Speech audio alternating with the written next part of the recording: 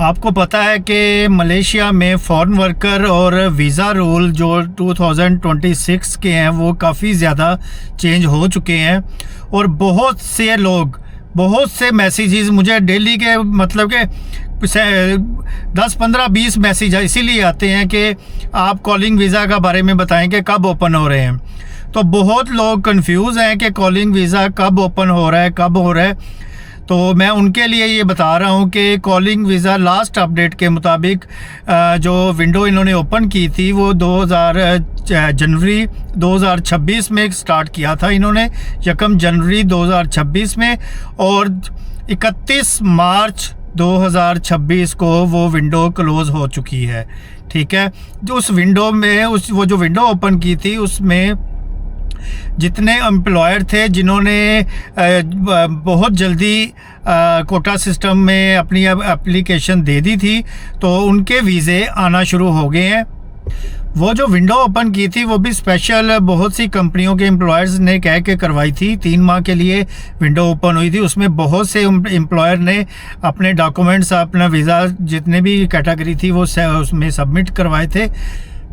अभी मैं जो बात करूंगा कि मलेशिया का कॉलिंग वीज़ा अब दोबारा कब ओपन होगा, उसमें क्या क्या डिफरेंस होगा पहले कोटा सिस्टम में और नए कोटा सिस्टम में, उसमें कितनी चेंजिंग आई है, ये सारा कुछ बताने वाला हूँ। ये उन भाइयों के लिए वीडियो बहुत कारआमद होगी जो मलेशिया में आना चाह रहे हैं या अभी प्लान बना रहे हैं मलेशिया आने का, तो उनके लिए ये वीडियो बहुत अहम होने वाली है। जो भाई नया मेरे चैनल पे वो लाइक करे, सब्सक्राइब करे, ताकि आइंदा भी उसको मलेशिया के वीज़ा सर्विसेज और मलेशिया के वीलॉग मिलते रहें और उनको करेक्ट और ऑथेंटिक इन्फॉर्मेशन मिलती रहे।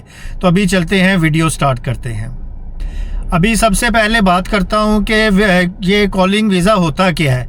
कॉलिंग वीज़ा होता है कि जो एम्प्लॉयर होते हैं जो यहाँ पे हायरिंग करते हैं वो आपको मतलब कि बुलाते हैं गवर्नमेंट की अप्रूवल से और मलेशिया में बुला के आपको काम देते हैं। जिस भी कंपनी का, जिस भी कैटेगरी का वीज़ा उन्होंने निकालना होता है वो कोटा सिस्टम ओपन होता है मलेशिया में मखसूस टाइमिंग पे, उसमें अपना सबमिट करते हैं डॉक्यूमेंट्स कि उनको कितने एम्प्लॉयर चाहिए, कितनी कैटेगरीज़ के चाहिए। तो वो फिर VDR वहाँ से निकलता है कंपनी से, वो VDR आपको मिलता है, वो होता है आपका यहाँ पे आने का परमिट। उसके बाद आप मलेशिया में एंटर करते हैं उस VDR के ज़रिए। मगर मसला ये है कि ये जो सिस्टम होता है ये मुस्तकिल नहीं होता, परमानेंट नहीं होता, 12 महीने नहीं होता।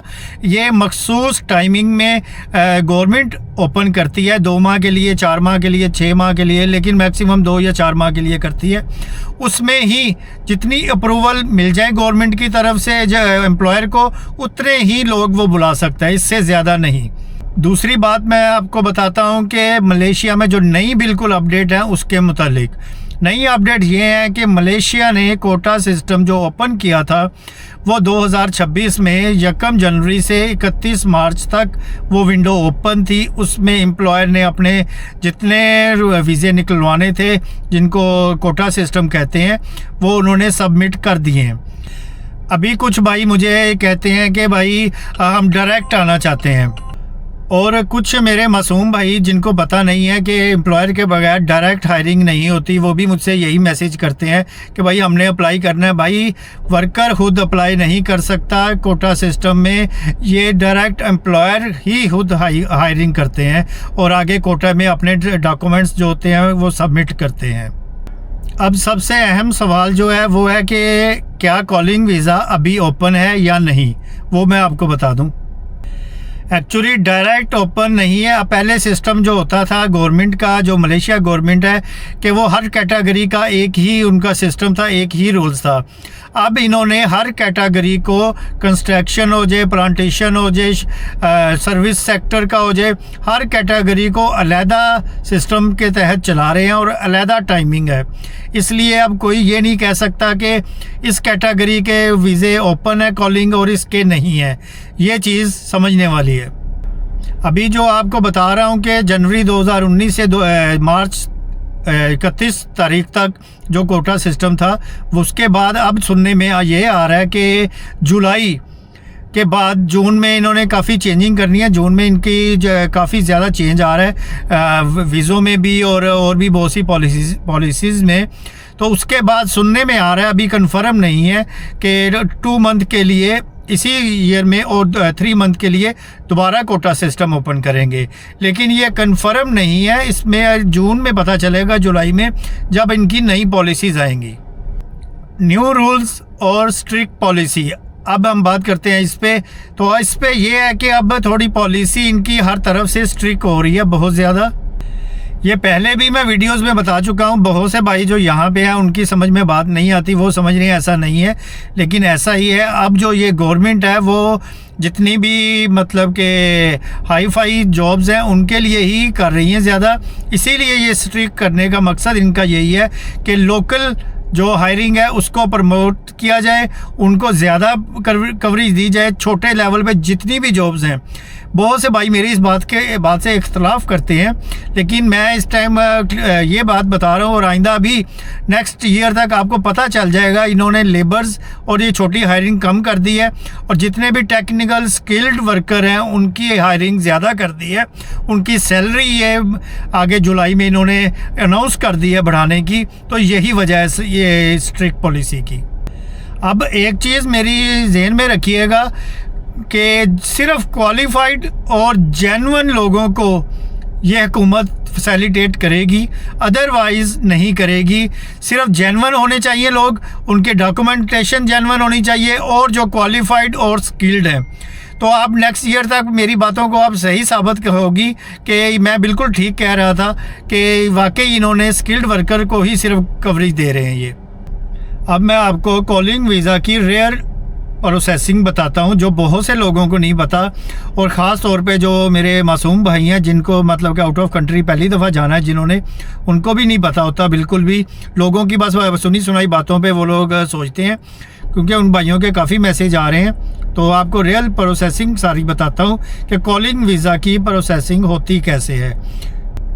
पहले नंबर पे जो एम्प्लॉयर होता है, जो आपको हायर करता है, वो आगे गवर्नमेंट को कोटा देता है, आपके वीज़े का बताता है, तो वो देता है। दूसरे नंबर पे गवर्नमेंट अप्रूवल देती है।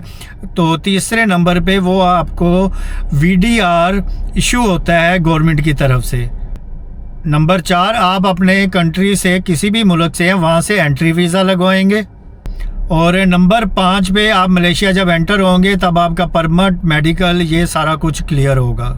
अगर कोई भी एजेंट कहता है कॉलिंग वीज़ा अभी ओपन है, आप मुझे पेमेंट करें, एडवांस करें, तो मैं आपको कॉलिंग वीज़ा सेंड करता हूं, आपको बुलाता हूं, तो भाई मेरे वो रिस्क है, वो फेक है, वो फ्रॉड है। आप किसी को भी एडवांस पेमेंट मत करें, किसी भी एजेंट की बातों में मत आएँ।